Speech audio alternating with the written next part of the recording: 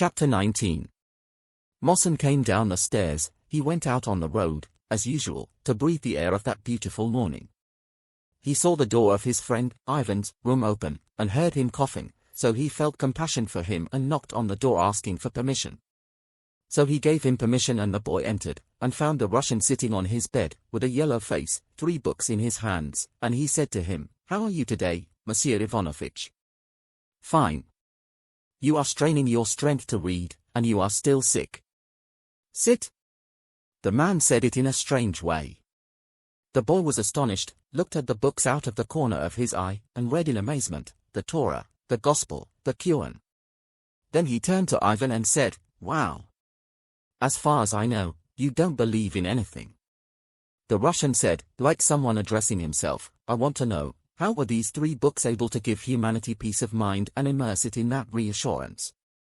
"Yes. I do not believe in anything, and sometimes I see death approaching me with a rag in its hand, to erase me like a number written in chalk on a blackboard. So I despise myself, and I despise all human life." "Oh? How happy are those believers who see death as a stage to another glorious and beautiful life. They are undoubtedly looking at death. It is as if it were a Pullman car on an express train, taking them to an end-of-the-week outing. Such people can only see human life as a great thing, because it occupies the universe always, throughout eternity. They cannot despise themselves, these people. Why don't you also believe in the afterlife, Monsieur Ivan?" "Yes. Trust that I want, for I do not lack desire and will. But is it possible for someone like me now to believe in heaven and hell? As Christians believed in it in the era of martyrs. They were coming forward to be slaughtered, and they were thrown between the fangs of the 7 while smiling, satisfied and convinced that the gates of paradise were open to receive them, listening to the voice of Christ saying to them from on high, 'Blessed are you, when they reviled you, persecuted you, and said all kinds of evil against you falsely because of me. Rejoice,' and they rejoiced, because great is your reward in heaven." Similar to the faith of Muslims during the era of the Prophet, it happened in the Battle of Badr, which took place between the Muslims and their enemies from the Quraysh, that a Muslim left fighting and went away eating dates, and he heard the Prophet say, "Today no man fights and is killed patiently seeking reward, except that God will admit him to paradise." Then the man threw the dates from his hand and stood up shouting, "Is there nothing between me and entering paradise except for these people to kill me?" Then he threw himself into the arms of the enemies, fighting until he was killed. Yes, it seems to me that such a faith cannot be known in the West today. The day the East gave the West these religions, it gave them in the manner we mentioned, so the West received them, dressed them in robes embroidered with gold, placed diamond-studded crowns on their heads, and held them with scepters of prestige, authority, and earthly power. The Church in Europe was, at one time, the greatest financial institution, and its capitalist system was the most accurate system, and its enormous wealth supported the most powerful financial houses, and undermined them if it wished in the blink of an eye. So where did Christ's words go? How difficult it is for those with wealth to enter the kingdom of God, for it is easier for a camel to go through the eye of a needle than for a rich man to enter the kingdom of God. Where did the word of the Prophet Muhammad go? Indeed, I have been given the keys to the treasures of this world and eternity therein, then paradise. So I was given a choice between that and meeting my Lord and paradise, so I chose meeting my Lord and paradise. Then he says, "O God, make me die poor, and do not make me die rich, and put me in the group of the poor." Yes, there is no doubt that those responsible for the collapse of the kingdom of heaven are the clergy themselves, those who should have been stripped of all earthly enjoyments, and appeared in their asceticism as truly waiting for another bliss in heaven. But we see them as the first to enjoy the kingdom of earth, and what is in it. From good food they hoard meat, and aged wine that drips on their flushed faces, and under their command, cars they ride, and salaries they collect. They talk about heaven, and everything about them almost says that they doubt the paradise of heaven, and that they are desperate for the paradise of earth. These are the only ones who made people doubt the reality of the kingdom of heaven. Everything that the prophets built, with their true asceticism, their hunger, and their nakedness, which convinced people that these messengers were really waiting for something in the other world, they came and demolished it, and they were the strongest evidence of the lie of the kingdom of heaven, and the best propaganda for the kingdom of earth, and people make them forget, by immersing themselves in this life, that there is something other than this life. You are right about all of this, Monsieur Ivan. The behavior of the clergy may raise doubts among the common people, but you, who was like you with this culture and this knowledge, you can establish your faith on the core of the heavenly books alone, without needing anyone. This is what I wanted to do, my friend, 4 days and nights. However, I must be honest with you. I could not. I could not at all. You couldn't what? Yes, all those beautiful images of the afterlife have been corrupted in my head, just as photographic bottles spoil when light penetrates their black chamber. I don't know the reason for that. It seems to me that it is modern European civilization which only allows people to live in one world. The secret of the greatness of ancient civilizations is that they made people live in 2 worlds. They civilizations knew science and applied science. The civilization that builds the pyramids cannot be ignorant of theoretical and applied sciences. However, that science did not corrupt the heads of the bottled images that represent the afterlife. I called those civilizations perfect civilizations, but Asia and Africa were linked by marriage, at one stage of history. And they produced a new baby. This blonde girl, called Europe, is beautiful, graceful, and intelligent. But she is light and selfish, only concerned with herself and the enslavement of others. Here, Mohsen interrupted him, saying like the addressee himself, yes, selfishness, that only knows the life of reality and does not care about the misery of others, and does not love life except in life. The Russian went on to say, without understanding what was on the boy's mind, yes, yes. It is also true. This girl sees all the glory in one thing, to put shackles on people's feet, and she started where she first started with her parents, Africa and Asia. She denied them, and imprisoned them. And she set out in life, without limits, and nothing could stand for her, until she ended up in a house at night. You turn it around and watch drunkards fighting, smashing chairs and cups. I fear that Europe is about to push humanity into an abyss. Sometimes it will come to its senses and see its fate, so she falls into a crisis of conscience. The soul sometimes awakens in her and doubts herself, and she imagines that her picturesque civilization is nothing but tinsel, and that all her modern knowledge, which is the only one that she has brought to humanity throughout its various history, is nothing, in terms of practical value, anything but toys, made of tin, glass and metal. It provided people with some relief in their livelihood matters, but it delayed humanity, robbing it of its true nature, its poetry, and the purity of its soul. Railways and airplanes have given us speed and time savings, but what good are they? And why the speed? And why save time? It is as if demons have descended upon us, whipping our backs. We are nothing but drops of water in the river of life. What is our luck with the speed of the current and its rush to the sea? But our greatest luck, to slow down around the jutting grasses, and to be still on the shores of the islands, caressed by the breeze. Who benefited from this cursed speed other than a handful of greedy people who gathered wealth in their hands and were called capitalists? As for you and I and the rest of the meek human beings, we have lost those long journeys, on the backs of horses or camels. We descend at every stage, enjoying nature in its different forms, and at its different times. Yes, we gained speed, but we lost the wealth of the soul that grows through its direct connection with nature. Today, however, we rejoice in the word speed, and forget that it is nothing but a nap which we spend in a train car which passes us through a dark tunnel and takes us in a short time to where we wanted. But after that, we do not know what to do with the remaining time. So we spend it on foolishness and absurdity. Nature takes revenge, and for every time that is stolen from it we find no market for it to spend it on, other than the market for congenital slavery and human degradation. Also, cinema, as Duhamel says, gives us nothing but nature preserved in boxes, or ridiculous stories that affect our nerves like opium, and the radio, and the scraps of information and poor music it provides. Everything in this present civilization conspires to kill the highest human virtues, their sublime human qualities, and their latent natural powers, by accustoming it to laziness and laziness in the name of modern comfort, until, as you can see, souls and spirits fell asleep and we were faced with people made of aluminium, a calamity for European civilization that has befallen since the stability of major industry. This is an industry that has divided European society into 2 parts, a small group whose only concern is collecting money, and a large group whose only concern is to provide this money in exchange for a bite. The first category has no religion except gold, and the second category has no religion at all, nor a personality, nor a soul, because they are deaf machines. The system of division of labor has led to the making of a single pin requiring 18 different operations. As Adam Smith says, one worker may spend his entire life making just the head of a pin, and another one making another part of it.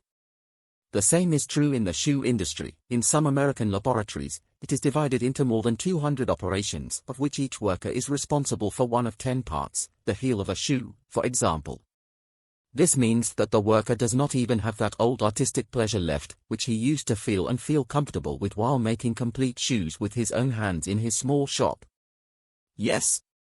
Even the joy of perfect creation, which he felt as a human being, is gone. It is now like a lathe, a hammer, or a saw.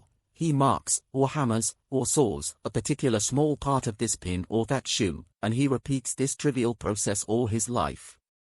So what is the difference between him and the machine? No difference. The Eastern man still feels his humanity in relation to the thing he makes and creates with his hands, whether it is a pottery vessel, a shoe, a garment woven on a loom, or a piece of land that he cultivates and reaps its fruits. Fortunately for him, he has not yet turned a human saw or a human lathe. Listen to the English writer Aldous Huxley describing modern Europe. The way of life in the present age is disgusting. This is because the development of the industrial system led to a sudden growth in the population of Europe. In about 1 century, its population doubled, and then came primary education for all, which resulted in the emergence of a huge audience of readers, and this audience became active with business owners, who created a new industry, the reading material industry. This reading material was not, and could never be, anything but merchandise of a very poor quality. Why? This is a matter of mathematics. The number of writers with artistic talent is always small, and from here we see that the greater part of contemporary literature is always extremely poor. Since Europeans have adopted the habit of reading all the time, and that is a vice, like the habit of smoking cigarettes, and perhaps even like smoking opium or using cocaine, Europe today is nourished by literature from the 10th class, and this is all a new event. In the past, people only knew a few books, but they were of the best quality. Let me give an example to the English. Until recently, they had grown up on the Bible, and on The Pilgrim's Journey, by John Bunyan, 2 books that are unparalleled in their nobility of meaning and purity of style. But today, they grow up on the Daily Express, and on detective magazines and stories. Public education had this bad result. Instead of making people read a little of immortal works, it made them always read shameful foolishness. An ancient art may sometimes fall short of perfection, because he is naive or incomplete, but he has never been vulgar. Why? Because the ancients had no reason to be vulgar. In about 1 century, its population doubled, and then came primary education for all, which resulted in the emergence of a huge audience of readers, and this audience became active with business owners, who created a new industry, the reading material industry. This reading material was not, and could never be, anything but merchandise of a very poor quality. Why? This is a matter of mathematics. The number of writers with artistic talent is always small, and from here we see that the greater part of contemporary literature is always extremely poor. Since Europeans have adopted the habit of reading all the time, and that is a vice, like the habit of smoking cigarettes, and perhaps even like smoking opium or using cocaine, Europe today is nourished by literature from the 10th class, and this is all a new event. In the past, people only knew a few books, but they were of the best quality. Let me give an example to the English. Until recently, they had grown up on the Bible, and on The Pilgrim's Journey, by John Bunyan, 2 books that are unparalleled in their nobility of meaning and purity of style. But today, they grow up on the Daily Express, and on detective magazines and stories. Public education had this bad result. Instead of making people read a little of immortal works, it made them always read shameful foolishness. An ancient art may sometimes fall short of perfection, because he is naive or incomplete, but he has never been vulgar. Why? Because the ancients had no reason to be vulgar. In about 1 century, its population doubled, and then came primary education for all, which resulted in the emergence of a huge audience of readers, and this audience became active with business owners, who created a new industry, the reading material industry. This reading material was not, and could never be, anything but merchandise of a very poor quality. Why? This is a matter of mathematics. The number of writers with artistic talent is always small, and from here we see that the greater part of contemporary literature is always extremely poor. Since Europeans have adopted the habit of reading all the time, and that is a vice, like the habit of smoking cigarettes, and perhaps even like smoking opium or using cocaine, Europe today is nourished by literature from the 10th class, and this is all a new event. In the past, people only knew a few books, but they were of the best quality. Let me give an example to the English. Until recently, they had grown up on the Bible, and on The Pilgrim's Journey, by John Bunyan, two books that are unparalleled in their nobility of meaning and purity of style, but today, they grow up on the Daily Express, and on detective magazines and stories. Public education had this bad result: instead of making people read a little of immortal works, it made them always read shameful foolishness. An ancient art may sometimes fall short of perfection, because he is naive or incomplete, but he has never been vulgar. Why? Because the ancients had no reason to be vulgar. Mohsen nodded a little and then said, yes, perhaps that was true. The Bedouin woman in her tent, who did not know what reading and writing were, would taste the good poetry of Jeria, al-Aqtal, and al-Farazdak, and would sing the best songs of Musab, Nazab, and Ishaq al-Marsali, and would rejoice at the beautiful dawn, and shake herself to the afternoon breeze, and prefer the desert, with its charm. Naturalism, on the false magic of palaces. The level of public taste, and rather the level of true culture, has nothing to do with writing or reading. The Russian said forcefully, on the contrary, the idea of general education in reading and writing, like other erroneous European ideas that Europe promoted, and made of them as fixed principles for establishing beliefs, has turned deadly to the essence of human nature. For the demagogues who learned the ridiculous symbols, what did they gain? Their brains have been stuffed with absurdity and filth, as Huxley says, and their level of taste has declined, yet they have neither a personality nor a will. Here you see it being led like sheep to everyone who stands there crowing in front of a microphone. The demagogues are the demagogues, and nothing is better for her heart and mind than the natural means of refining the East, filling her heart with religion and her mind with noble and eloquent heavenly books, and leaving her in contact with nature and not preserved in boxes, radio, cinema, and books. But the true nature, our compassionate mother, it reveals its beauty and secrets to them directly, without the intermediary of venture capitalists and the stupid business owners. These are the results of applied science when it was left in the hands of Europeans, and that is its effect on the human psyche. Then look at its effect on the human body. You will find that it has transformed into bombs, suffocating gases, torpedoes, submarines, tanks, and so on, creativity and sophistication in the means of killing human bodies. Applied science in the West is all about destroying humanity, soul and body. Science, that great, sparkling diamond, Europe did not place it at the top of its turban, to radiate light and beauty, but rather it placed it on the tooth of a steam lathe, to cut the glass of that great cup, the cup of humanity filled with the water of its soul and the substance of its body. As for pure science, far from the noise of the machine, and the ambitions of those with benefits, it is the East that defined it for itself, as a manifestation of the human thinking genius, in its thirst for knowledge of the highest truth. And here is all the nobility of knowledge, and the sublimity of its purpose. This pure knowledge was bequeathed to Africa and Asia to their blonde girl, Europe, gold bullion and precious stones of emeralds, turquoise, and rubies, so the girl kept some of it and made it an ornament for her tinsel, and here is all the remaining intellectual beauty of Europe. As for the rest of the treasures, she melted them down and minted them into money to put in the banks, and made shackles from them to enslave the world. And yet she did not know how to possess knowledge for its own sake until recently. Do not forget that Europe is the only one that executed all its scholars by burning, accused them of witchcraft and madness, stifled freedom of opinion even in matters of literature and art, and made Christianity, which preaches love and peace, a weapon of lethality before the Inquisition. But Europe today is a little more brilliant than before. Before, it is good at hiding its animality, under artificial feathers that represent the wings of a heavenly king. Europe today is in a severe crisis. There is no doubt that it is the most dangerous crisis it has ever experienced. This is because it has realized that what it claimed to be a great civilization has become bankrupt, and the fangs of wild boars have appeared from under the feathers.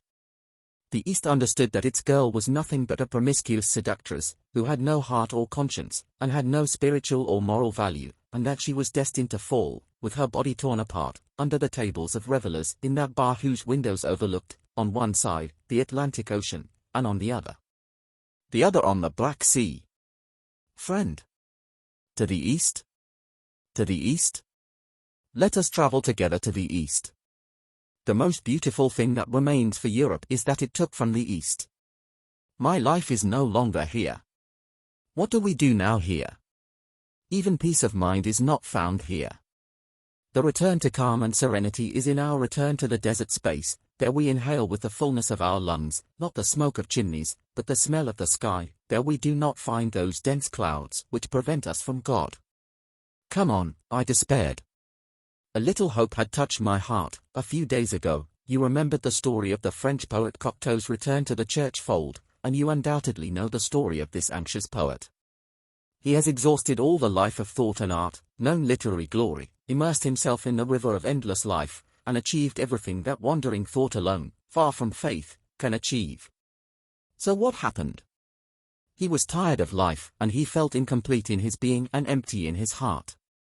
He was fed up with his days, so he threw his anxious self into the arms of opium, hoping that he would find healing and comfort in it. Listen to him say in his speech to his friend, the philosopher Jacques Maritain, opium carries us to the river of the dead. It copies us, or turns us into a meadow-like meadow. Gentle, and makes our body a night in which the stars crowd together like ants, but our happiness is happiness in a mirror in which we become from our heads to our feet a mere lie, and if we are like a mummy, the machinery of the body stops and the organs refuse to obey. The fluctuations of the weather do not affect us, and we no longer feel cold or cold. Heat? Naples photographers used to decorate the walls of their homes with what they called trick of the eye. Opium is nothing more than a photographer whose method is trick of the soul. He decorates the walls of the room in which I smoke with pictures that please me and comfort my soul. Opium is the expulsion of confusion and anxiety. Opium resembles religion to the same extent that the sorcerer resembles Christ. Etc. Etc. Cocteau finally oversaw the destruction, until he threw himself into the arms of religion. Here was my last hope, too. I believed that the thinking European, who grew up in this civilization, could return to the true faith at the appropriate time, until I read this letter exchanged between Cocteau and Martin, and I was filled with doubt. These are letters of the utmost skill in style and brilliance of intelligence. But they are nothing more than literary pieces. Oh, they write literature. These people, even today, make us believe that the matter is a matter of life and death. The difference between the spiritual genius of the West and the spiritual genius of the East. Like the difference between a charlatan and the Messiah. Take these two books, read them, and tell me whether you believe that these two men really believe in heaven and what is in it, a paradise and hell, the belief of that Muslim whom you just told me. He threw the dates from his hand, and ran, exposing himself to death, and the belief of those martyrs of ancient Christians. I understand that these European poets speak about religion and Christ in terms of pure admiration. I also admire pure admiration for religions, but what I want is not mere admiration, as we do in front of a piece of art, the work of the greats of art, literature, or thought. I do not want the admiration that arises from our thinking machines and their acquired or inherited cultural goods. I only want faith, faith of the heart, blind faith that Christ is in heaven, and that God is God as simple people imagine it, and that heaven is heaven as imagined by those about whom Christ said, "Blessed are the poor in spirit, for theirs is the kingdom of heaven, blessed are the pure in heart, for they shall see God." Oh my friend, my brother. All of Europe now is nothing but an anxious, confused thinker who takes opium. Jean Cocteau is all of Europe in its present crisis. Europe has ended, and nothing within it can save it, because everything reaches this mentality of hers, which she turns into literature, style, falsehood, and lies. Rescue comes from outside, but rescue comes from space. There, to the east, stand with me, to the east. Open this window. Let the air in, take off these heavy robes, these thick clouds blocking me. The Russian's mouth was filled with foam and froth, and he put his hand on his neck, tearing his shirt as if he was suffocating, and Mohsen's face turned yellow, and he did not show any movement. Then he woke up a little from his astonishment, shouted loudly, and hurried to the door asking for help.